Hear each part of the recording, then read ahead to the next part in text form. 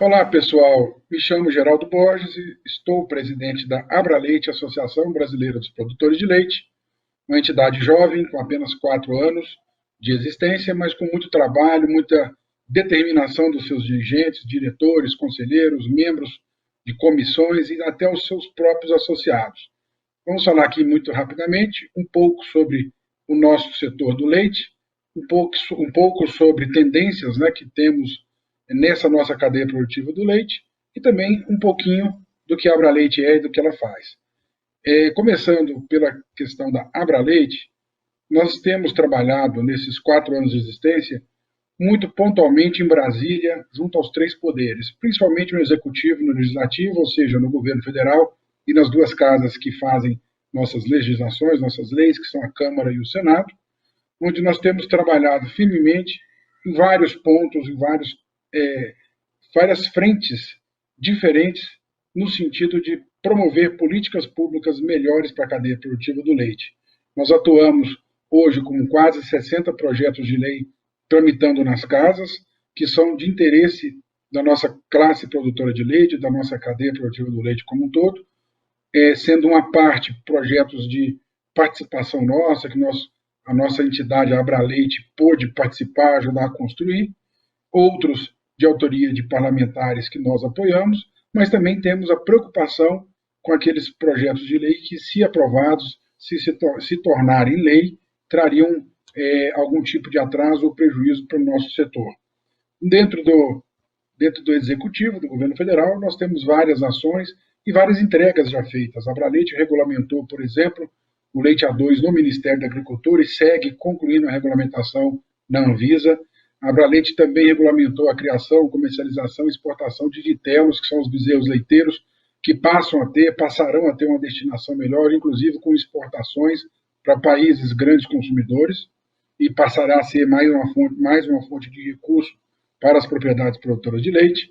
Uma atuação firme nossa, proativa em momentos críticos, né? A Abraleite atuou nas greves dos caminhoneiros, agora na pandemia da Covid-19, e no dia a dia defendendo o produtor, o seu produto, defendendo o nosso setor, por exemplo, de empresas e profissionais que denigram a imagem dos nossos produtos e que colocam notícias fakes, ou seja, pregam informações e pechas no nosso setor, no nosso produtor e no nosso produto leite e derivados, que são inverdades, né? Então, nós trabalhamos também no sentido de promover o leite e toda a sua cadeia produtiva e todos os seus derivados lácteos como alimentos saudáveis para o ser humano em todas as fases da vida. É uma atuação também dentro do setor, na divulgação, dentro do combate a essas injustiças, e é um dia a dia bastante trabalhoso que a Abraleite tem, e ela vem lutando pelo setor, lutando pela classe produtora de leite. Dando sequência, eu gostaria de falar rapidamente sobre algumas tendências do futuro. Gostaríamos de dizer o seguinte: nós teremos uma visão muito grande do público consumidor no Brasil e no mundo, e uma necessidade de atender esse público com saudabilidade do nosso alimento, mostrando quanto o leite é saudável para dentro da alimentação do ser humano em todas as fases da vida. Esse é um trabalho muito importante que a gente desenvolve e cada dia mais o setor precisará trabalhar nisso. A questão da rastreabilidade dos nossos produtos, a biosseguridade. Temos que mostrar cada vez mais o bem-estar animal que é promovido pelas propriedades produtoras de leite aqui no nosso país. Nós cuidamos dos nossos animais, nós tratamos eles extremamente bem, justamente para que a gente obtenha dessa criação, dessa produção de leite, os resultados desejados, né? Seria insano pensar que se consegue praticar uma atividade como produzir leite sem estar dando aos animais um bem-estar que eles merecem. Temos também que nos preocupar e estar atentos em relação aos cuidados com os nossos trabalhadores, com o meio ambiente. Isso é muito importante, mostrar como nós produzimos com responsabilidade social, econômica e com o meio ambiente. Também a questão de cuidados que precisamos ter com comunidades e a pegada de carbono, que é uma demanda mundial hoje, uma preocupação do planeta e que nós temos também que seguir trabalhando cada vez mais nesse sentido. Fica aqui, então, um abraço de todos da Abraleite, a quem nos assiste, e um agradecimento pela nossa participação nesse evento. A gente vai ter hoje mais um conteúdo inédito e, olha, particularmente eu estou muito feliz, porque eu recebo aqui no estúdio da Transformação Digital 2 grandes nomes do agro. Eles são irmãos, mas eu nunca tinha visto os dois em uma entrevista juntos, então a gente está proporcionando isso aqui, na verdade eles estão nos proporcionando isso aqui no Agro Experience. Vou apresentar cada um primeiramente, o Marcos Yankee, engenheiro agrônomo, professor sênior de agronegócio do INSPER, coordenador do Centro INSPER Agro Global, viveu 10 anos no exterior, trabalhou em grandes empresas e associações do agro, nome muito conhecido do nosso setor, juntamente com o Roberto Yankee, engenheiro agrônomo, diretor-presidente da Grindos, vice-presidente da Associação Leite Brasil, também do Conselho Administrativo do Fundecitrus, o Fundo de Defesa da Citricultura. Ele também é vice-presidente da Abraleite, Associação Brasileira dos Produtores de Leite, que inclusive é apoiadora institucional aqui do nosso evento. E o Roberto também é membro do Conselho Superior de Agricultura, COSAG-Fiesp. Então, por favor, sejam muito bem-vindos. É um encontro inédito mesmo, Marcos? É assim, a gente já há tantos anos atua, né, nessa área do agronegócio, sempre fazendo muitas palestras, eventos, mas é a primeira vez que nós estamos juntos aqui em um debate. Achei super legal esse convite, fiquei muito contente, muito honrado de estar aqui com meu irmão. Que bacana, nós que agradecemos. Roberto, obrigada também por ter vindo direto da Fazenda para cá. Lilian, foi uma ótima ideia de vocês, a gente estar junto aqui, né? Vamos fazer acho que um debate bacana, com visões mais dentro da porteira e visões além da porteira, então muito bacana essa iniciativa de vocês. Muito legal, exatamente isso que a gente quis mostrar, né? O Roberto ali atuando sempre no campo, na fazenda, o Marcos também da mesma forma, mas no campo também das ideias ali, né, fortemente do INSPER, também já trabalhou em várias outras instituições, então tem essa visão macro que para a gente também é muito importante. Mas para a gente começar, né, a gente tem muitos assuntos grandes aí para a gente falar, mas eu queria conhecer um pouquinho a história de vocês, né, a geração, a história da fazenda, a fazenda hoje que é modelo, né, referência na produção de leite, também na produção de laranjas. Então conta um pouquinho assim a origem de vocês e por que cada um seguiu caminhos, né, de um lado, mas que estão totalmente interligados. Bom, nós dois somos engenheiros agrônomos, né, um ano de diferença. Nós todos nascemos na fazenda, somos 4 irmãos. Eu fui da fazenda diretamente para a faculdade e voltei para a fazenda, sempre estive lá.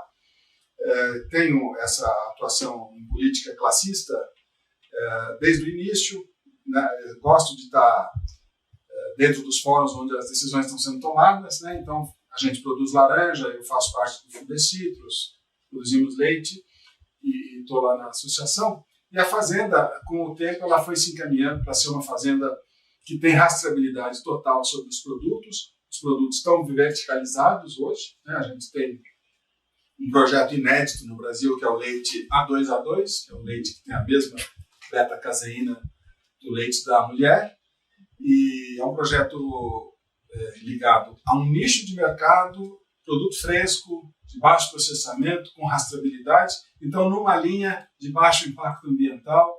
E eu acho que a gente vai poder discutir uma coisa importante para a humanidade, né, aqui hoje, que é como é que com terra e água estáticas e população crescente, como é que nós vamos resolver essa equação do futuro, né? Acho bacana de falar desse futuro.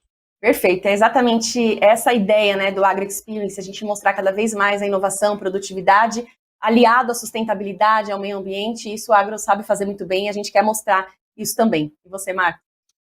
Bom, a gente sempre esteve lá na fazenda acompanhando o meu pai, que também é engenheiro agrônomo, e que fez o começo dessa grande experiência de leite que a gente tem. E aí eu fui fazer agronomia também com a ideia de voltar para a fazenda. Mas lá pelo 3º ano, lá na Exalc, eu descobri a área de economia e gestão do agronegócio, fiz estágios, me interessei muito aí pelo tema, acabei decidindo não ir para a fazenda, inclusive porque nós somos 4 irmãos, né? E ficava claro lá para a gente que não daria para todos irem para a fazenda, e aí eu acabei achando que tinha que seguir um outro caminho, que é ir para o mundo e conhecer principalmente a inserção internacional do Brasil no agronegócio, um tema que eu estou desde 1988, né? Fiz o meu mestrado na França, doutorado aqui na FEA, pós-doutorado nos Estados Unidos. Fiquei 10 anos fora, realmente. 3 na Europa, 3 nos Estados Unidos e agora 5 na Ásia. E foi super interessante, né? E eu estou sempre olhando o agro de fora para dentro. O que está acontecendo no mundo, como que o Brasil se insere fora. Eu fiz isso a partir lá da fazenda e da agronomia. Depois eu fui professor, depois eu fui presidente da Única. Trabalhei em organizações internacionais, empresa, e agora eu voltei lá para a universidade, exatamente para liderar um centro de agro global, entender nessa questão, quer dizer, como é que o Brasil interage com o mundo nessa área. Eu me lembro mesmo, quando você trabalhava na Única, foi depois para a BRF na Ásia, né? E voltou agora coordenando vários estudos também no INSPER, então é muito bacana a gente ver esse crescimento que vocês acompanharam também do agro hoje. Então, já pegando, né, o gancho para a gente falar sobre o agro hoje, né, essa pujança que a gente tem na produção, infelizmente esse ano o clima prejudicou muito, mas a gente já tem excelentes perspectivas para a próxima safra, que já está começando agora, né? Como que vocês estão vendo o Brasil hoje no cenário mundial? Bom, deixa eu começar. Eu vejo que a pandemia, realmente, ela muda muita coisa, né? Eu acho que a primeira coisa que houve foi que o agro ele realmente não parou, né? E o mundo tem uma demanda muito firme pelos produtos brasileiros, principalmente a Ásia e a China, né, nesse momento, apesar da pandemia. E junto com isso a gente está lá com os estoques muito baixos no mundo pela menor intervenção dos governos, o câmbio desvalorizado, a taxa de juros baixa, a logística funcionando bem, a China com uma crise de peste suína que dizimou 40% lá do seu rebanho. Sim. Então a exportação indo muito bem, né? Então eu diria que a gente tem ganhadores e perdedores, né? Assim como na questão da alimentação, a área lá de restaurantes e de food services sofreu muito, e os supermercados e alimentação em casa cresceram muito, dentro do agro também tem essa situação, né? Hoje, por exemplo, quem precisa comprar milho e soja aqui no Brasil para fazer suínos, aves, leite ou ovos, sofre muito com esses preços. A inflação do agro está acontecendo, né? O ano passado foi 4% de inflação geral e 14% de inflação do grupo de alimentação. Então, existe esse fator, mas eu acho que de forma muito clara o Brasil aumenta a sua inserção internacional. Nós somos agora, se a gente considerar países individuais, o segundo maior exportador do mundo. Os americanos estão fazendo 170 bilhões de dólares, a gente vai fazer 120 bilhões de dólares esse ano. 20% a mais que o ano passado. Então, a exportação vai muito bem, e aí tem essas questões aqui dentro, como é que ficam, mas eu acredito que nós vamos ter anos muito bons. E vamos ter novas variáveis também, a questão ambiental, que a gente pode falar um pouco mais tarde, a questão de segurança do alimento, né, que é um tema hoje super importante depois da pandemia, mas basicamente a competitividade está muito garantida nesse momento no mundo e nós estamos ampliando a nossa presença nesses últimos 2 anos. Perfeito. Bom, e você, Roberto, né, como o Marcos comentou, a questão de custo de produção também impactou bastante vocês, né? Eu acho assim, nós estamos vivendo, temos que admitir que é um ponto fora da curva, né? Então, tanto na depreciação da nossa moeda, uma coisa mais ou menos inédita, acho que desde 2003 a gente não tinha um impacto como esse, da depreciação do real, agregado ao problema do câmbio, né, dos preços internacionais, quer dizer, Chicago tem 100% de aumento em dólar, lá no milho e na soja, isso contaminou todo o mercado nacional, não existe uma fonte de energia, uma fonte de proteína barata nas rações, nem polpa cítrica, DDG, nada de consumo interno, caroço de algodão, quer dizer, está tudo muito difícil. Na questão dos fertilizantes, esse impacto do petróleo, nós temos já na safra nova 97% de aumento, então eu acho que os preços CPEA, eles se anteciparam à curva do IPCA, né? E certamente isso vai impactar na inflação. Esse é o lado ruim. O lado bom é que toda essa oportunidade, né, que o Brasil se inseriu no mercado internacional, ela trouxe aqui um estímulo muito grande. Eu acho que esse estímulo vem na próxima safra, com grande produção, né? Nós também temos 2 agravantes esse ano fora da curva, que é a geada e a seca. A seca do Sudeste é muito drástica, né? Então tem também um impacto na energia elétrica. Os sistemas de irrigação que não estão, além de custo muito alto, eles não estão com eficiência por causa da umidade muito baixa, né? Então, se fosse olhar pelo copo meio cheio, eu diria que o estímulo que o produtor teve para investir tanto em pecuária, integração lavoura-pecuária, para investir em perfil de solo nas áreas mais arenosas do Cerrado, isso foi uma oportunidade fantástica para o agro brasileiro, mostrando que o grande diferencial que o Brasil tem é todo esse potencial, todo esse pulmão que o Brasil tem de terras que podem ser integradas a um sistema de lavoura, pecuária, floresta, né? E que pode tanto potencializar a pecuária quanto a agricultura com essa integração. O Brasil é o único país do mundo que tem isso, né? Então, olhando pelo lado da oportunidade, eu acho que isso foi vamos dizer assim, um ponto fora da curva extremamente favorável para o futuro do agro brasileiro. Muito bom. E vocês acham que a gente está conseguindo já mudar um pouco essa imagem do Brasil lá fora em termos de produção sustentável, em termos tudo que a gente vivenciou em 2019, 2020, a questão de desmatamento ilegal, isso tudo prejudicou muito a nossa imagem, né? E a relação até entre ministérios, né? Ali o Ministério do Meio Ambiente com o agro, enfim. Tudo isso como que vocês veem hoje, daqui para frente, 2020, como vai ser, né? A imagem do Brasil lá fora em termos de meio ambiente, de sustentabilidade. Bom, eu acho que se a gente olhar o que aconteceu no agro desde os anos 70, né, nós somos o país mais avançado em agricultura tropical do planeta. Né? A gente realmente, ao ocupar o centro-oeste brasileiro, que até então eram solos ácidos e não tinha tecnologias ou genética adequadas, e hoje a gente faz 2 a 3 safras por ano. Né? A gente virou o segundo maior de milho e de algodão no mundo, graças à safrinha, né? Basicamente na mesma área. Portanto, a gente consegue fazer 10 toneladas de grãos por hectare, enquanto lá na Europa vai se fazer, se eles quiserem fazer soja, como disse lá o presidente Macron, ele vai fazer 2,5 toneladas na França. Então, a gente tem uma agricultura altamente conservacionista, essa expansão agora em direção aos 170 milhões de hectares de pasto que a gente tem. Nós temos 80 milhões de hectares agrícolas e 175 de pasto. É mais do que o dobro da área agrícola. É um potencial incrível. Pelo menos 40, 50 milhões de hectares de pasto podem virar agricultura. E, obviamente, tem uma área que está muito degradada, que precisa ser melhorada. Então, eu vejo que a agricultura de baixo carbono, energias renováveis, o próprio Código Florestal, as 2 safras por ano, são elementos muito positivos que lá fora se conhece muito pouco. E que todo mundo fala sobre o Brasil lá fora hoje. Né? Não é mais futebol, não é mais samba, é a Amazônia. Certo? A Amazônia está em todas as escolas lá de ensino médio, sendo colocada como uma área que está sendo devastada pelos brasileiros. O que não é verdade, certo?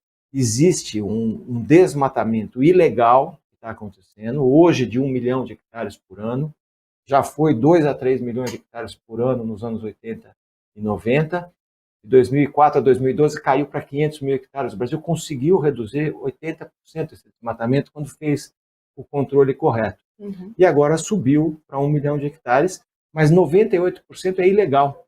E 65% desse 1 milhão de hectares acontece em terras indígenas, parques demarcados, assentamentos e terras devolutas, que são terras que não têm dono. Tem pelo menos 50 milhões de hectares dessa forma. Portanto, é papel do governo, acima de tudo, fazer o controle da situação precária que existe na Amazônia, tanto em termos de implementação do Código Florestal, como principalmente a regularização fundiária.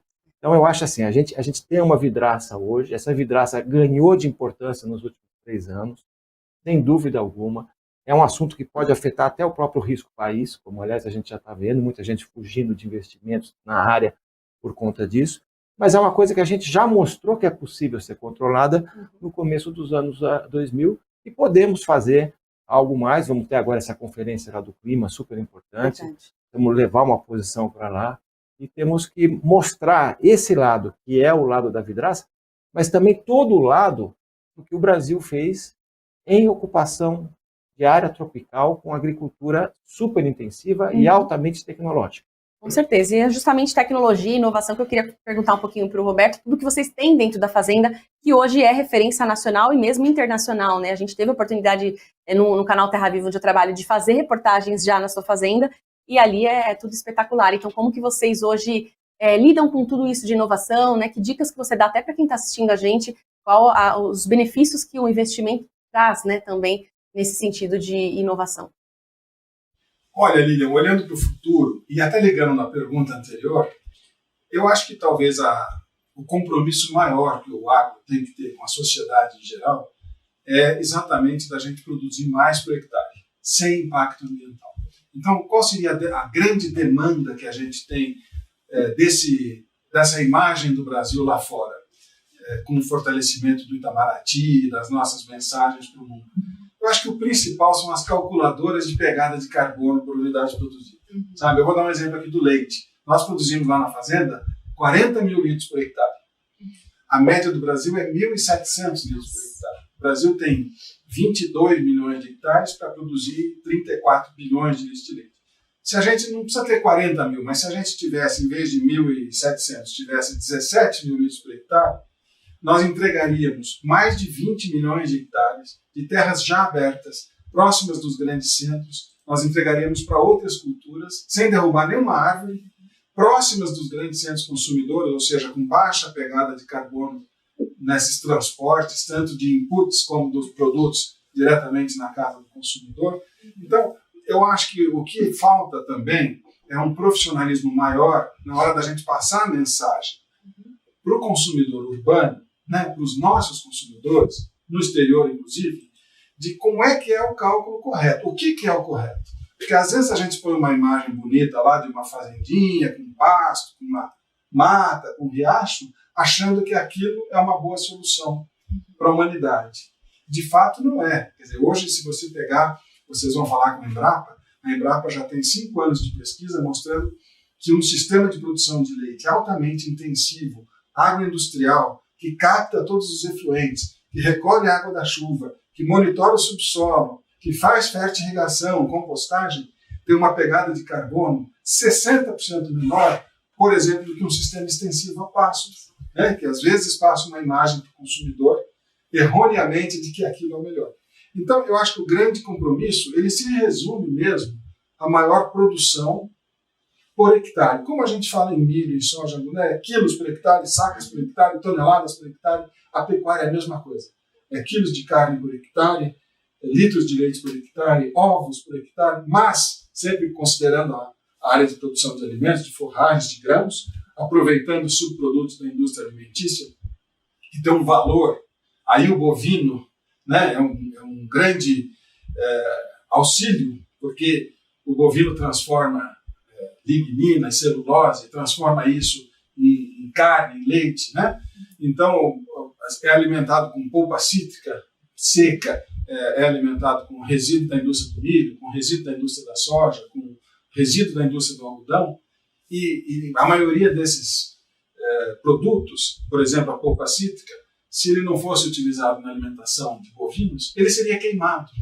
Ele estaria jogando carbono na atmosfera, né? E a gente consegue transformar isso num alimento nobre apenas porque o animal é ruminante, né? Então eu acho que fazer essas calculadoras corretamente, e na fazenda esse tem sido a nossa prioridade. Nós temos 5 certificações nos nossos produtos. Certificação de A2, leite tipo A, de baixo processamento. Nós temos o bem-estar animal, que é fundamental, né? O bem-estar animal, aqui só fazendo um adendo aqui, o bem-estar animal, ele tem tudo a ver com a pecuária, porque todo investimento que a gente faz em genética, buscando longevidade, buscando conversão alimentar, buscando melhor saúde da vaca, né, na contagem de células somáticas e tudo isso, e mais as instalações e mais a alimentação, tudo que a gente faz para a vaca produzir mais, para gerar mais renda e tudo, está ligado ao bem-estar animal. Né? A imagem de uma vaca confortável é uma vaca deitada num ambiente limpo e ventilado, ruminando. Então, assim, se tem uma coisa que anda em paralelo com o bem-estar animal, é o investimento em pecuária, seja ele como for, né? Então, eu acho que falta contar essa história para aquele consumidor externo. E isso o Brasil tem feito mal, né? Do ponto de vista do governo, né? Do ponto de vista do apoio ao Itamaraty, a todas as imagens. Então, o setor privado fala muito bem, mas fala para o próprio umbigo. Sim. Ele não sabe falar com o consumidor. Então, se existe uma deficiência, na minha forma de ver, está aí. Muito bom. Somente para a gente complementar, acho que o Roberto ele fala de algumas coisas super bacanas. Primeiro, isso que foi feito pela Fazenda de adicionar valor ao produto. De chegar com o seu produto que sai com rastreabilidade total até o consumidor, isso é um ponto muito importante. E o consumidor valoriza isso hoje. E que valoriza cada vez mais, e você traz não só esse benefício da saúde em relação ao leite A2, mas você traz também todo o controle que existe lá na propriedade em relação à questão do uso de recursos. Sim. E o uso de recursos é muito importante. A gente vai ter que fazer pegada de água, pegada de carbono, né? A gente vai ter que demonstrar a origem do produto. Isso vai cada vez mais acontecer e a gente tem que fazer isso. E, além do mais, a questão da mudança climática, certo? Sim. A gente tem uma agricultura de alta produtividade e ela tem que ser comparada com a de outros países, e eu não vejo na zona tropical nenhum país fazendo o que o Brasil faz hoje, E mais do que isso, a gente tem que focar não só nessa pergunta de como vamos preservar as florestas, que é muito importante hoje, que o mundo está inteiramente preocupado, mas tem uma segunda pergunta tão importante quanto essa, que é como nós vamos alimentar 10 bilhões de pessoas em 2050, certo? Sendo que mais de 5 bilhões vão estar na África e na Índia, que são regiões de agricultura muito pobre e de baixa produtividade, né? Então, isso daí tem que ser respondido. Com que tipo de modelo produtivo que a gente vai alimentar as pessoas e preservar o meio ambiente? Exatamente. E a gente viu mesmo dados da FAO agora indicando um aumento grandioso no número de pessoas que passam fome, exatamente aí a pandemia veio intensificando isso, e o Brasil tem um papel fundamental nesse cenário mundial também, né? Então, falando um pouquinho de mercado, de consumidores, como que vocês estão vendo especificamente para leite e laranja, que é, né, um negócio também da família de vocês. A gente está vivenciando aí estoques baixos de suco de laranja, isso tem ajudado também a abrir novas possibilidades, novos mercados, novos preços. E em termos de leite, o que a gente pode ver de consumo? O Brasil ainda fica aquém no consumo de leite, né? Isso vem aumentando? Olha, até vou dizer uma coisa, leite e laranja não tem muito a ver, mas tem tudo a ver, sabe por quê? Porque os dois são muito intensivos para o hectare, o contrato de venda do leite é em reais, ele é vendido no mercado nacional 100%, né? A exportação é muito incipiente, e a laranja é o contrário, o contrato de venda é em dólares, né? E os custos, a maioria deles são em reais, porque é mão de obra de colheita e frete interno, né? Então, são dois produtos que ajudam a equilibrar um negócio muito importante no agro, talvez o maior desafio do agro, que é o câmbio, a taxa de câmbio, né? Então, a laranja esteve muito mal durante muitos anos, ela vem mal, inclusive, numa trajetória de redução de consumo, mas ela veio muito mal no Brasil por causa do câmbio, né? E no momento que o câmbio mudou de patamar, isso começou lá em 2013, por aí, 2012, e vem crescendo, e agora, nesses últimos 3 anos, muito bem, a laranja voltou a ter uma potencialidade muito grande. Então, cotada em dólares, o custo aqui em reais, né? A laranja, vamos dizer assim, salvou a lavoura. E o leite, ao contrário. O leite ele vem com os inputs dele todos em dólares, né? A gente usa commodities exportáveis, usa muita coisa importada que está cotada em dólar, participa de todo esse custo promovido aí pela exportação de grãos, né, pelo custo de fertilizante, energia e petróleo, mas a gente vende no mercado doméstico. Então o leite ele passa por um momento muito difícil, especialmente para o consumidor, porque esse consumidor que ganha em reais e está comprando um produto que custa em dólares, então o que me preocupa mais hoje é a inflação, né, desse específico segmento que está causando para a população, especialmente a população menos favorecida. E isso também é uma coisa que a gente tem que entender, né? Que a solução disso não está dentro da porteira da fazenda. Então a gente pode falar de eficiências, pode falar de conversão alimentar, de buscar as melhores oportunidades aí de alimentos para as vacas, né?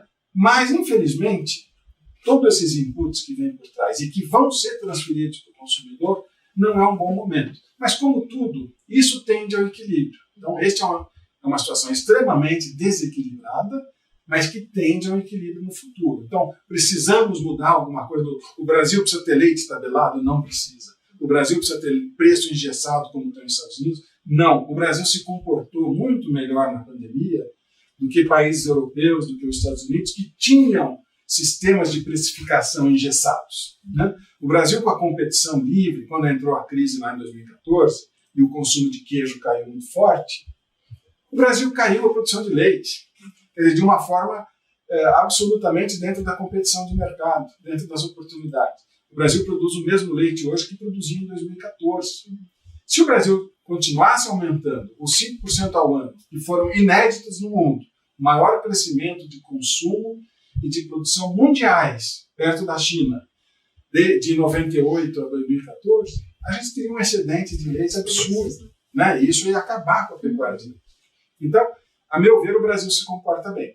Tem lições de casa para fazer muito grandes, especialmente na equiparação da qualidade com a qualidade internacional, nas normas, né? É fato, e nós precisamos reconhecer isso, é inexorável que muita gente vai sair do setor, como aconteceu no resto do mundo, né? Os Estados Unidos tinha 2,5 milhões de produtores em 1950 e hoje tem menos de 25 mil, né? e tem 700 fazendas que produzem o leite do Brasil inteiro. Então, assim, o modelo está aí, nós não podemos reinventar a roda, né? Então, o que vai acontecer nós já sabemos. E nós temos que nos adaptar a essas políticas. Então, eu vou até dizer uma coisa, dentro da porteira da fazenda, dentro da nossa conversa, uma coisa que eu acho muito importante. Os produtores que vão ficar e que devem ser apoiados pelos programas de governo, com dinheiro da sociedade a fundo perdido, ou qualquer que seja o formato, eles devem seguir um sistema de apoio técnico para que isso aconteça. Eu não estou dizendo que o produtor não sabe fazer, mas precisa ser um produtor vocacionado. Precisa ser um produtor vocacionado, atendido por um programa balde cheio da Embrapa, onde ou ele faz ou ele sai do negócio, mas tem que haver contrapartidas desse produtor com relação às normas brasileiras, com a eficiência, com não ter trabalho infantil, né? com qualidade de leite, com qualidade de rebanho. Então, eu acho que o caminho é esse, mas a gente precisa mudar o discurso da solução social do leite para uma solução profissional do leite. Perfeito. Muito bom. Marcos, quer complementar um? Eu só complementaria que eu acho que os setores que enfrentaram a competição na exportação, a gente tem que lembrar que esse salto brasileiro como exportador de produtos não tropicais, o Brasil sempre fez produtos tropicais, começou lá com a cana-de-açúcar, na vinda já dos portugueses ao Brasil, depois o café, depois o cacau, depois a borracha, etc. Mas isso era a economia do tempo colonial. O grande salto, quando a gente entra no centro da alimentação, foi exatamente com a revolução tecnológica que permitiu a ocupação dos cerrados nos anos 70, e depois com a desregulamentação que houve, porque era tudo controlado no Brasil. O Brasil tinha preços fixos, estoques controlados pelo Estado, proibição de exportação, era um negócio horroroso. Eu espero que a gente nunca volte para aquilo, né? Na hora que o governo saiu, deixou de intervir como ele estava fazendo até então o preço do leite era formado pelo ministro da Agricultura, né?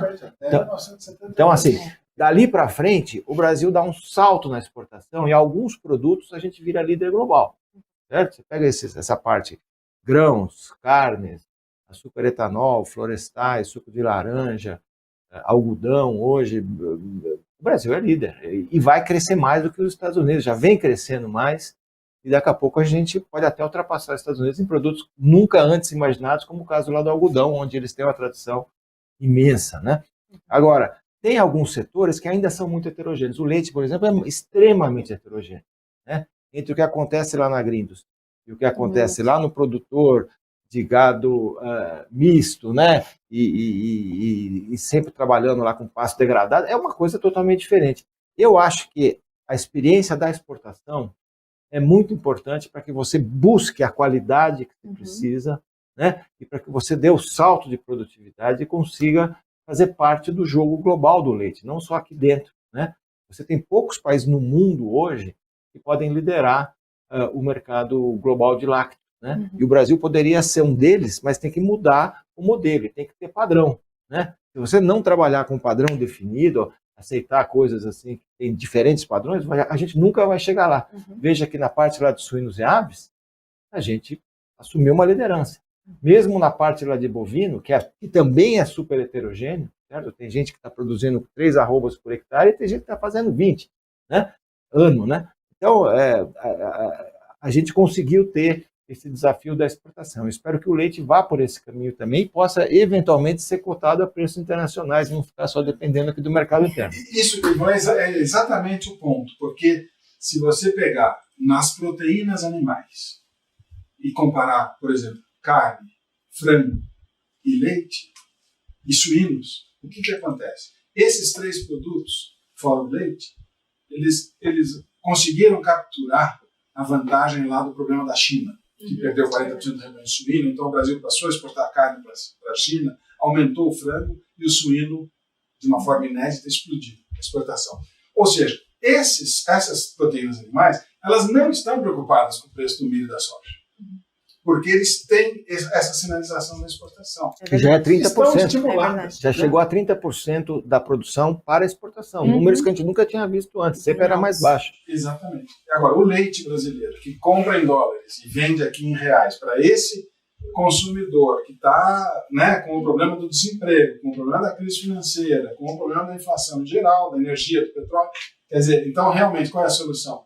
Se o leite estivesse cotado em dólares, um percentual do leite para fazer um mix de preço ou qualquer coisa assim, e o Brasil tem o grande potencial do mundo, precisamos dizer que o Brasil é o terceiro maior produtor de leite do mundo, né, apesar de todo esse problema, mas certamente, olhando daqui para o futuro, o Brasil é o país que tem o maior potencial do mundo para crescimento da produção de leite. Porque os mercados de clima temperado, naquela situação geoclimática ali do Uruguai, da Argentina e da Nova Zelândia, eles estão 100% explorados, eles não têm pulmão, né? E o leite brasileiro tem muito pulmão para crescer, especialmente na integração lavoura-pecuária. Perfeito. Eu vejo, na verdade, duas grandes oportunidades na exportação. A gente hoje a gente realmente exporta para 200 países no mundo, nós somos dos grandes exportadores aquele mais diversificado, apesar da China hoje comprar bastante, quase um terço, mas a gente está muito diversificado, a gente atinge mais de 200 países. Mas são poucas commodities que conseguem chegar lá, né? E muitas vezes de forma muito seletiva, porque só alguns conseguem acesso, outros não, como no caso de habilitação de plantas de carnes, né? Então a gente deveria aumentar o número de commodities. Da mesma maneira que a gente faz hoje a parte de suínos, aves e bovinos, a gente pode fazer leite, a gente pode fazer ovos, a gente pode fazer pescados, que é um mercado fantástico lá fora. A gente podia fazer muito mais em termos de frutas. Poderíamos fazer a parte lá de pulses, lá de lentilhas e coisas assim. Tem vários produtos que a gente não explorou ainda. E também um outro problema é que 95% do que a gente vende é commodity básica, né? A gente deveria ter uma experiência de valor adicionado também. Eu acho que esse é um desafio incrível para a gente. E aqui tem uma coisa que eu queria dizer do leite que eu acho muito importante. Eu não queria deixar a nossa impressão aqui, que a solução está na escala, não só no grande produtor, porque a Agrinos é um grande produtor. Não. A solução da escala está na produtividade por hectare, porque o leite ele pode ser muito intensivo por hectare. Você pode produzir 30, 40, 50 mil litros por hectare. O que quer dizer que um pequeno sítio de 10 hectares pode produzir 500 mil litros de leite por ano, com um faturamento muito interessante. E aí aconteceu um fato, e aí não precisa ser grande produtor, e eu não chamo ninguém de pequeno produtor, né? Nós temos que chamar de pequena propriedade que foi viabilizada com produtividade, né? Mas aconteceu um fato lá em 2014, abriu aqui na Vila Madalena a queijaria. A queijaria, ela virou a chave no que se chama a qualidade do queijo fino brasileiro. Começou com canastra e depois vieram o selo artesanal, aprovado pelo governo agora, queijos fantásticos, que ganharam prêmios fantásticos, inclusive na França. E esse produto brasileiro, que é o queijo, ele saiu lá de 2014, entrou na crise em 2015, crescente, ele só cresce, é um mercado que só cresce. E justamente esse pequeno produtor de queijo, né, a pequena propriedade de queijo, que pode viabilizar o seu negócio com agregação de valor e fazendo um produto de nicho diferenciado e tudo, tem uma enorme oportunidade no Brasil. Porque o Brasil, ao contrário do que muita gente pensa, o Brasil tem um alto consumo de leite fluido, perto de 100 litros por habitante ano, que é igual dos outros países. Qual é a diferença do Brasil para os outros?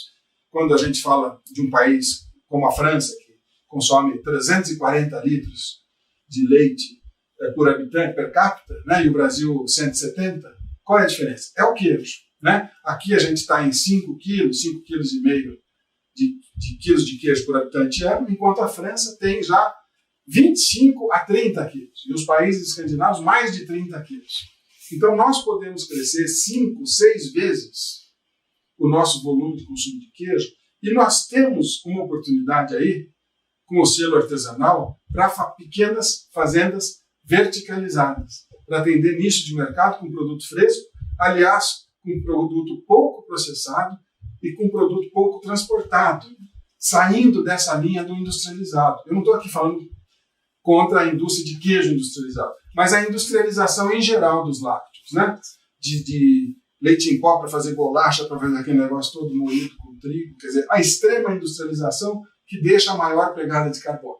Então nós temos uma oportunidade de futuro, de melhorar a produtividade, com controle de processos, com essa palavrinha fantástica que ficou cada vez mais conhecida na pandemia, que chama-se rastreabilidade, né?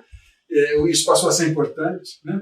E atingir um consumidor local dentro de uma linha que os americanos chamam de local produced for local families, que talvez seja o melhor modelo de redução de pegada de carbono para o produto natural. Uma valorização cada vez maior. E o que eu acho que é muito interessante é que há 10, 20 anos atrás, todo mundo se preocupava lá com custo baixo e produtividade alta. Hoje, nós estamos olhando para isso, rastreabilidade, certificação, padrão, ESG, meio ambiente, social, governança, são temas hoje fundamentais da apresentação de qualquer negócio hoje, né? Então, acho que a gente tem hoje novos paradigmas, a pandemia acelera isso, né? E o Brasil tem muito mais uma oportunidade com isso do que uma ameaça, né? Tem que mudar algumas coisas, uma delas é o problema lá do desmatamento, mas eu vejo que tem poucos países no mundo com a chance que o Brasil tem de participar dessa nova era que a gente está vivendo.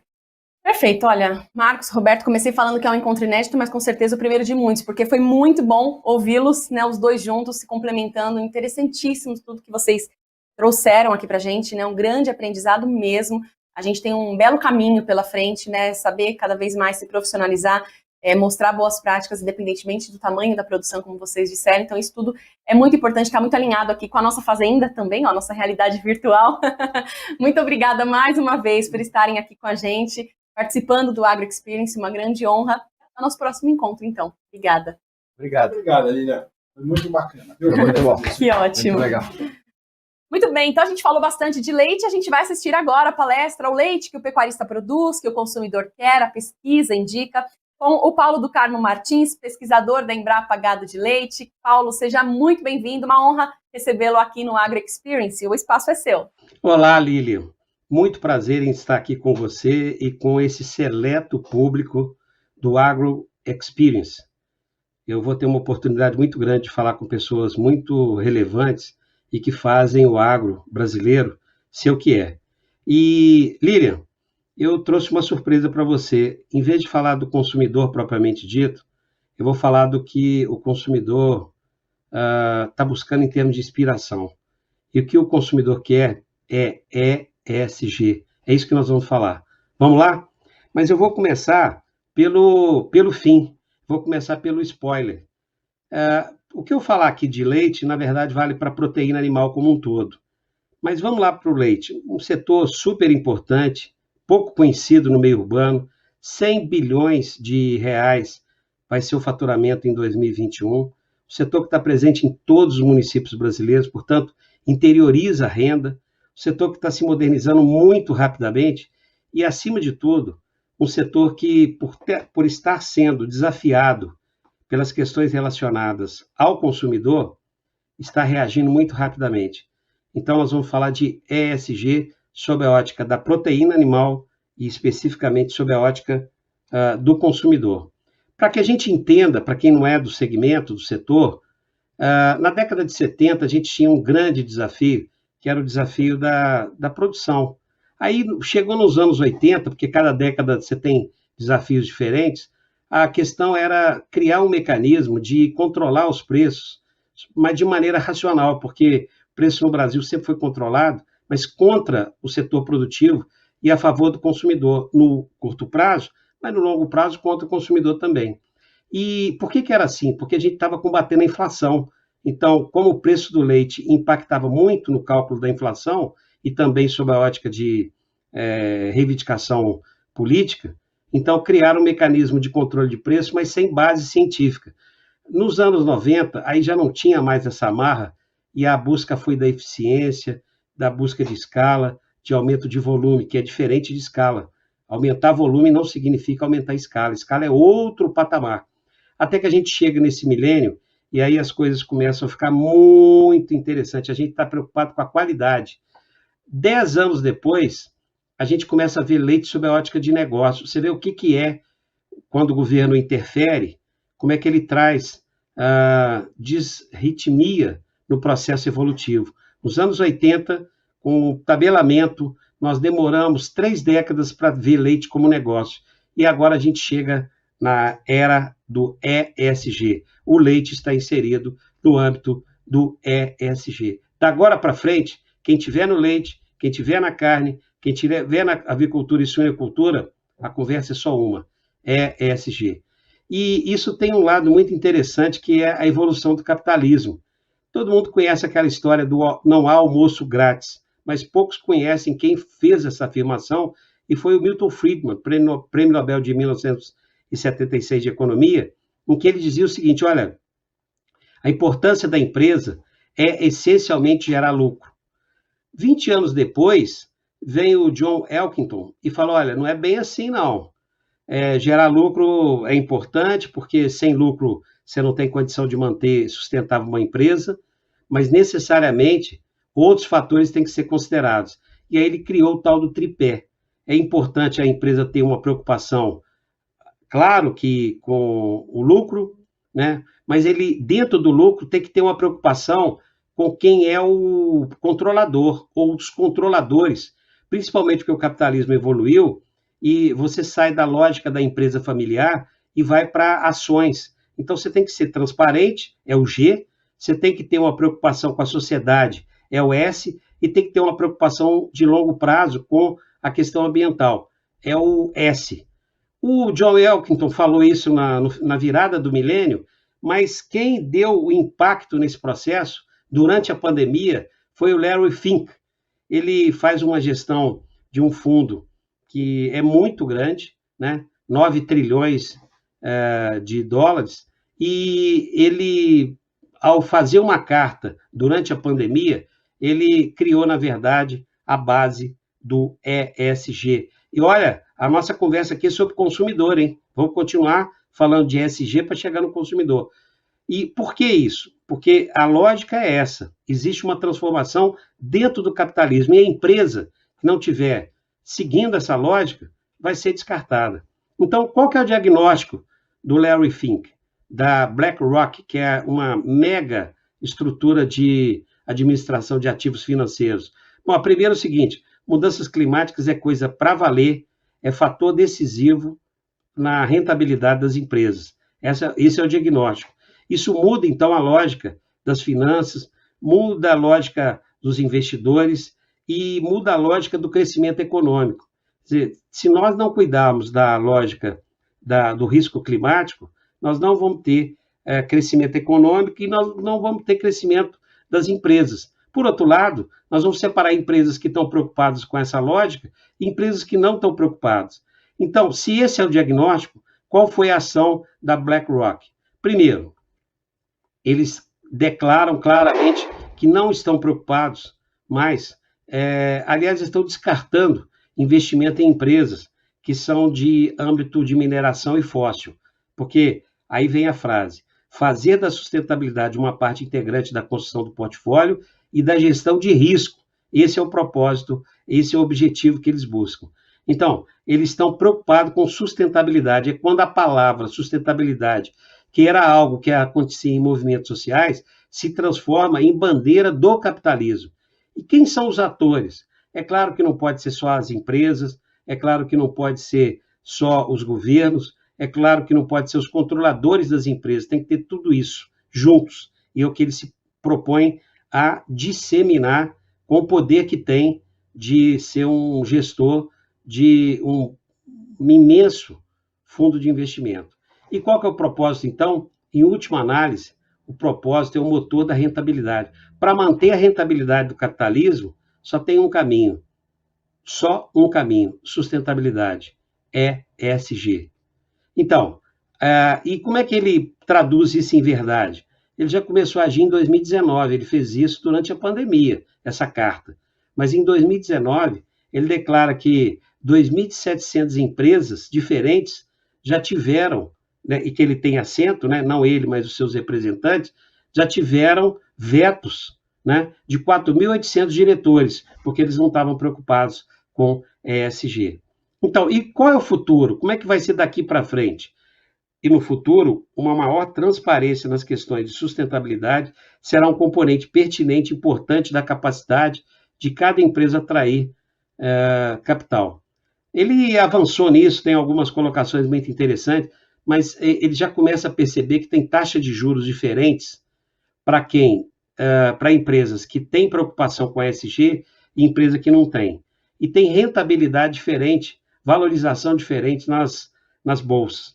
Bom, Eu queria primeiro dizer o seguinte: tem muita empresa fazendo conversa fiada. Muita empresa. É muito fácil um CEO virar e falar assim: em 2040 ou em 2050, nós vamos ser carbono neutro. E aí, com isso, ele fatura no curto prazo, porque o CEO tem uma visão de curto prazo, mas deixa a conta no longo prazo para pagar. Quem está agindo de maneira oportunista, saiba que o capitalismo também é cruel e feroz, e vai por essas empresas. O lado interessante do capitalismo é que ele se autorregula independentemente das ações de governo. E nós vamos perceber isso, você que está me assistindo vai perceber isso ao longo dos meses. Aqui está a lógica, o que é o ESG sob a ótica do leite. Nós poderíamos estar falando de outras proteínas, estou ficando aqui no meu quadrado. Então, pegada de carbono, rastreabilidade, cadeia curta, resíduo e reciclagem. Eu não vou ter condição de falar tudo isso, meu tempo é muito escasso. Biosseguridade. Olha, esses valores que estão postos aí, que você está vendo, todos se traduzem em ESG. E as empresas precisam trabalhar essa lógica. Quem não trabalhar, o que vai acontecer? Como acontece no capitalismo, é colocado à margem, gradativamente, sem nenhum barulhinho, o mercado vai fazendo o processo seletivo. Vejo muita conversa de commodity. O mercado hoje está falando em food tech. Por trás de cada grão, atrás de cada quilo de carne, de avicultura, suinocultura, carne vermelha, ou por trás de cada litro de leite, o que a gente tem que estar claramente discutindo é a questão do alimento sob a ótica tecnológica. Portanto, nós estamos falando de food tech. E aí vem um grande desafio. O mercado de plant-based vem crescendo e vai continuar crescendo. Qual é o tamanho do crescimento? Ninguém sabe ainda. Alguns apostam que é restrito, outros apostam que é imenso. Há muito dinheiro sendo colocado, inclusive de empresas de tecnologia de informação e comunicação, por um lado, e ONGs estão tendo captação de recursos de maneira muito favorável para estimular o consumo de proteína vegetal que substitui a proteína animal, incluído o leite. E aí a gente vê até grandes empresas, né, como a Ambev, há 3 anos atrás, na verdade, impactando o mercado de leite, pedindo para dar férias às vacas, entrando com toda uma linha de, aspas, leite vegetal, né? E que tem uma promissora, quer dizer, a Ambev não entra em qualquer coisa pequena. Tem também outras empresas até menores que estão crescendo muito rapidamente, porque propõem libertar e dar bem-estar aos animais. Quem está no ambiente urbano, de vida urbana, é alta e favoravelmente impactado por esse tipo de mensagem. E não percebe que, para consumir um produto de origem vegetal, com sabor provolone, com sabor tradicional, com sabor cheddar, gorgonzola ou requeijão, necessariamente está consumindo um produto ultraprocessado e químico. E consome e paga muito caro, porque tem muita variedade surgindo. Caro, vou voltar aqui. Você consumir 100 gramas de um iogurte por R$9, você há de convir que é muito caro. E até queijo que rala e derrete, derivado de produto vegetal, a gente tem entrada no mercado. Então, são produtos substitutos com alto valor agregado e com uma característica diferente daquele produto que nós, que consumimos e produzimos proteína animal, estamos acostumados. São produtos com propósito.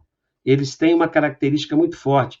E o próprio mecanismo de comunicação com o consumidor é muito grave, né? É muito direto e muito diferenciado em relação ao que nós conhecemos. A Notco, que é a primeira food tech latino-americana a virar unicórnio, ela está valendo hoje $1,650 bilhões, é chilena, está no Brasil, está nos Estados Unidos, está crescendo. A Notco, ela faz esse tipo de propaganda, quer dizer, jogar leite fora, ela vende uma bateria, uma vitamina de produtos vegetais que se transformam em leite e iogurte, queijo, e que cada vez cresce mais. E a gente ainda tem uma outra concepção, que é trabalhar com uma outra maneira de fazer leite. Porque uma é você, eu simplificando, bater a proteína vegetal e transformar numa vitamina chamada leite. A outra é você utilizar robô para fazer combinação e, com base nisso, combinação de moléculas, com base nisso, você gerar produtos de origem animal com sabor animal. Perfect Day foi o primeiro, americano, e diz que, com base na fermentação de produtos, a gente consegue chegar até o leite que não é mais o leite como nós conhecemos. Então, essa colocação toda, a gente precisa entender como é que está acontecendo. Quem é que está gerando tudo isso? É o consumidor e é o investidor. É o netinho e o vovozinho. O vovozinho investidor e o netinho consumidor. É claro que eu estou caricaturando para facilitar, mas o consumidor é que é a mola propulsora. A sociedade quer claramente novos produtos que não agridam a natureza e que não signifique sacrifício de animais. Então, a sociedade traduz isso em valores e o mercado financeiro capta isso. Aí, o mercado financeiro começa a valorizar produtos que são limpos, eu vou chamar assim, e isso se traduz em pressão sobre o conselho de administração das empresas, que tem uma visão de longo prazo. O conselho de administração pressiona o CEO e os diretores, que têm visão de curto prazo, para que eles ajam no sentido de atender o consumidor e o investidor, o netinho e o velhinho que estão na mesma casa. Os dirigentes, então, montam uma estrutura de operação e fazem com que as empresas comprem produtos que sejam cada vez mais assertivos em termos do que o consumidor quer. Os colaboradores têm que estar alinhados a essa questão e os fornecedores também. Então, a empresa, olhando para frente no que diz respeito aos compradores e para trás e internamente, está alinhado para que produtos vinculados a esse mundo novo seja estruturado. E aí os produtos chegam no mercado, atendem a sociedade passa a dar valor mais intensamente a esses produtos, e com isso é claro que lucro maior ocorre, as ações valorizam, aí o mercado financeiro captura esses sinais e o processo todo está indo nesse sentido já há algum tempo. Aqui na Embrapa, a gente está traduzindo, porque você imagina, eu trabalho com leite, a minha unidade chama Embrapa Gado de Leite, não é nem Embrapa Leite. Então, eu tenho que estar preocupado com proteína animal. Como é que a gente traduz isso? Traduz com o slogan vacas e pessoas felizes. Nós temos condições de produzir leite de maneira limpa, sem agressão e, acima de tudo, respeitando o animal. É claro que isso não é fácil. Para quem está à frente de uma empresa, ele tem que estar permanentemente cuidando daquilo que é o dia a dia do negócio, mas, ao mesmo tempo, tem que estar preocupado com novos negócios. E, ao preocupar com novos negócios, não é fácil. Por quê? Porque toda empresa grande tem um ritmo muito próprio, que não é um ritmo rápido. Não dá para dar grandes guinadas numa empresa. Aí tem que se associar às startups e tem que estar pensando permanentemente em inovação. A pesquisa transforma dinheiro em conhecimento. A inovação transforma conhecimento em dinheiro. Inovação aberta é juntar a expertise da empresa e a expertise da universidade e da Embrapa, dos institutos de pesquisa. Quando você faz tudo isso junto e misturado, você está fazendo inovação aberta. Quem for fazer sozinho não vai ter a mesma velocidade. É possível a Embrapa fazer sozinho? É. É possível a universidade fazer sozinho? É. É possível a empresa fazer sozinho? É. Mas quando você junta as competências, você aumenta a velocidade e a assertividade do processo.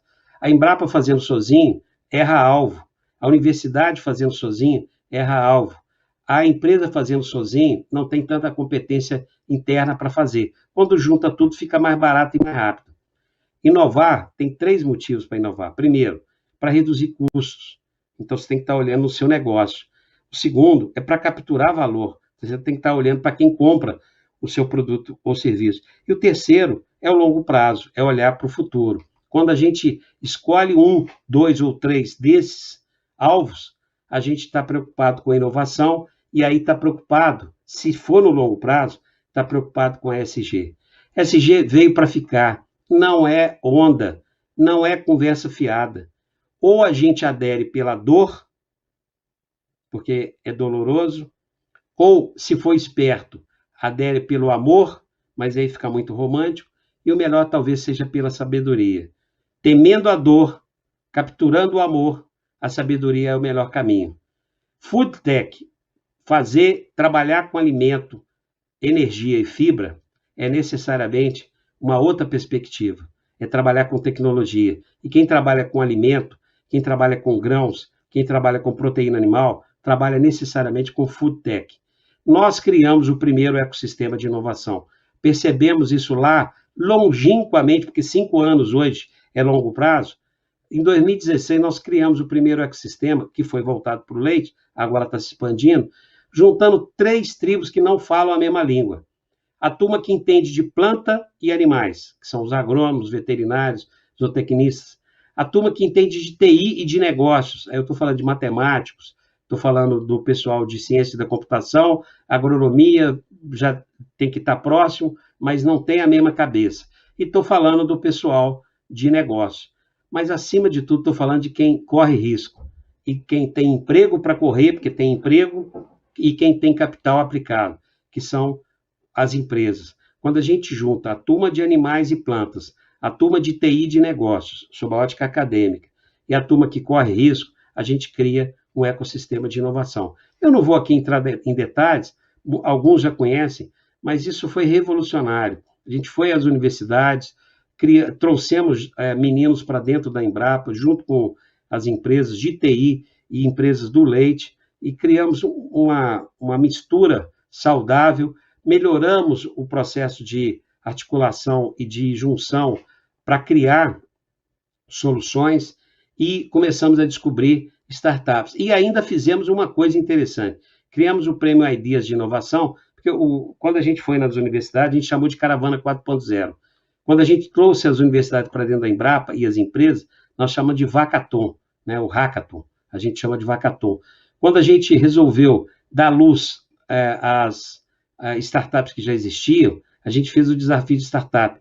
E o maior evento do Cubo, que é o maior espaço de inovação da América Latina, que está em São Paulo, é do Ideas for Milk. Então, nós queríamos colocar luz em quem estava fazendo, quem já tinha solução. E é muito bom saber que em pouco tempo nós já temos multinacionais que passaram pelo Ideas for Milk. Mas a gente precisava valorizar as empresas que estavam tendo a concepção de Food Tech. Então, por isso, a gente criou o prêmio Ideas for Milk de Inovação. Esse jovem, rapidamente, ele foi tocado, eu vou usar essa palavra mais assim, porque além da ideia, tem uma coisa da sensibilização.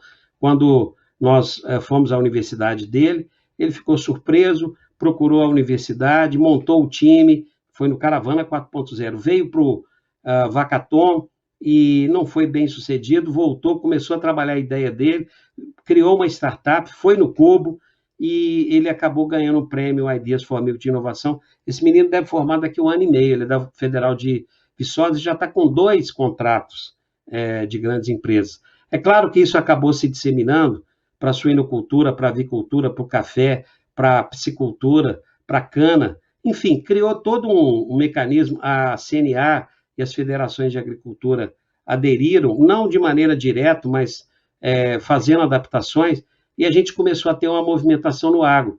E aí nós chegamos à conclusão que queríamos, ou precisávamos, criar uma estrutura para receber a interação entre produtores, indústria e jovens. E para que a gente fizesse isso, necessariamente, a gente precisava utilizar da nossa infraestrutura. A gente tem, na Embrapa Gado de Leite, toda uma infraestrutura voltada para a questão de reuso e geração de energia. Temos o primeiro compost barn em ambiente voltado para pesquisa, temos uma produção de leite verde, temos ILPF, temos laboratórios que podem fazer aferição e temos um campo experimental totalmente digitalizado, com praticamente 1.000 hectares de wireless, que permite, inclusive, fazer aferição sair da máquina mecânica para a máquina digital, com o componente digital na mecanização que está faltando no Brasil. As empresas ainda continuam oferecendo produtos mecanizáveis. A gente tem que ir para a máquina 4.0. Nós criamos, então, um silo e a gente quer criar alternativas para que diferentes cadeias estejam juntos, juntando a universidade e juntando empresas. Já entregamos isso, estamos com Microsoft, TIM, Nestlé, Organização das Cooperativas do Brasil, IS Brasil, são empresas que estão vinculadas à manutenção dessa estrutura. Estamos procurando tecnologias para que soluções sejam apresentadas às empresas. A gente está à procura de Green Techs, AgTechs, porque a gente tem que caminhar para o mundo carbono neutro. E para caminhar para o carbono neutro, Green Techs e Clean Techs, que ainda não estão disseminadas no Brasil, passam a ser vitais. A gente tem o compromisso de entregar um país limpo, não são necessariamente por pressões institucionais, mas é porque o consumidor está querendo isso. Por isso a gente criou também uma rede de 31 universidades, inclusive universidades que não têm muito vínculo com o agro, como é o caso da COP, da UFRJ, muito mais ligada a petróleo, está descobrindo que o agro é o caminho, que a biotecnologia é o caminho, e eles têm toda uma concepção muito importante para contribuir. Quem quiser entender o que nós estamos falando, está aí o relatório de sustentabilidade, que mostra diferentes ações, porque o mundo já é necessariamente um mundo guiado pelo consumidor. Não cabe mais aquela história de eu produzir e encontrar quem vai consumir. O eu produzo de olho no consumidor e atraindo o conhecimento, eu me refiro à empresa, atraindo o conhecimento que é gerado pela universidade, pela Embrapa, e faço disso um mecanismo diferencial para a oferta de produtos, serviços, na verdade, soluções, ou então não tem muito caminho. Nós temos aqui um trabalho que é o Observatório do Consumidor, com muito estudo sendo feito. Quem quiser ter detalhes, entender, por exemplo, que leite está virando no Brasil perigosamente um produto de consumo de velho, está aí uma publicação gratuita, é só baixar e entrar em detalhes. Meu tempo acabou. Muito obrigado, Lilian. Muito obrigado a você que acompanhou Agro Experience 2021. Obrigado pela participação, obrigado por ter chegado aqui comigo. Um grande abraço.